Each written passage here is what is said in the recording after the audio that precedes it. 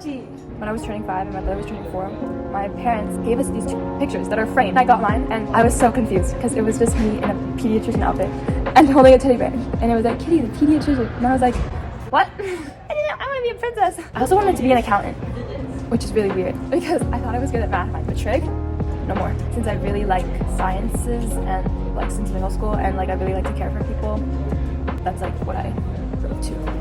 So I was actually thinking pediatrics for a while, but that's only because my dad really told me to and because I like kids. And then I realized pediatrics makes no money unless you are in surgery. And I realized this summer. So I think definitely ER. ER is more like interpersonal based, while surgery, like I do think surgery is cool, and if I did do surgery, I would definitely do cardiovascular surgery because I love the heart. My dad is an ER doctor, Gary, the G. He's definitely influenced me. Yeah, ER is like really hectic and like the shifts are really weird.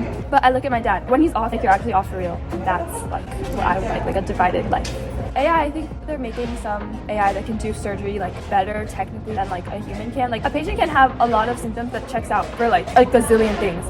But it's really up to the doctor to figure out and hone in based on like their mannerisms and what they're describing. And I don't think a machine can do that. Plus, a machine has to be like based on knowledge that's already been in the system. It's something like novel, like you can't. So I guess I do volunteering at El Camino Hospital in Los Gatos. I just tell people where to go. But then also like right now I'm trying to create my own kind of website blog thing that talks about eating disorders and also like how our body actually digests food, because there are a lot of misconceptions about how our body functions.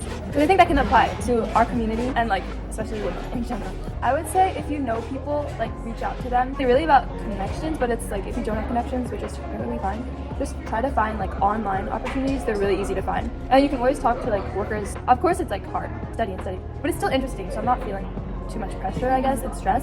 Time management is the best thing, but you need to like make sure that you are passionate. If you want to do something for your whole life and you're not passionate about it, you're not going to be passionate about your life, basically. I guess like my whole life, I value other people's like safety. The doctor can obviously like they can be smart and be super knowledgeable, but if you're cold, like oftentimes patients don't want to tell them things and don't want to tell them like some symptoms out of embarrassment, or maybe they just don't like you. That affects your diagnosis and how you can like your ability to treat them.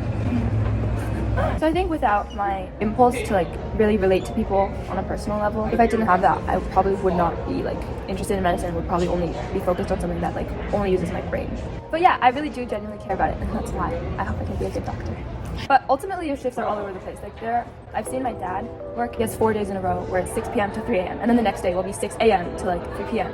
and it's like back to back for like 4 days straight or something, and then he finally gets a break, and that's what's also really scary for me. I think I would be okay because I already stay up late enough. I already know that like I'm not going to be dedicating my 20s to like fully hang out and being leisurely. Like all the 8-hour tests that I'm going to have to take, like the MCAT and the STEP tests, which one of them is 14 hours. That's okay.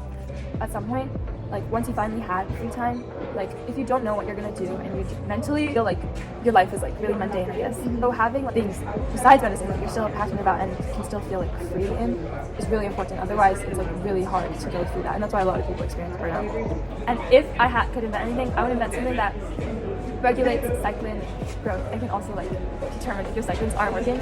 So then I would like stop the cause, and I could go to like every single college ever.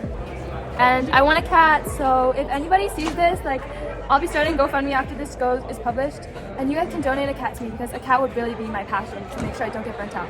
Thanks guys!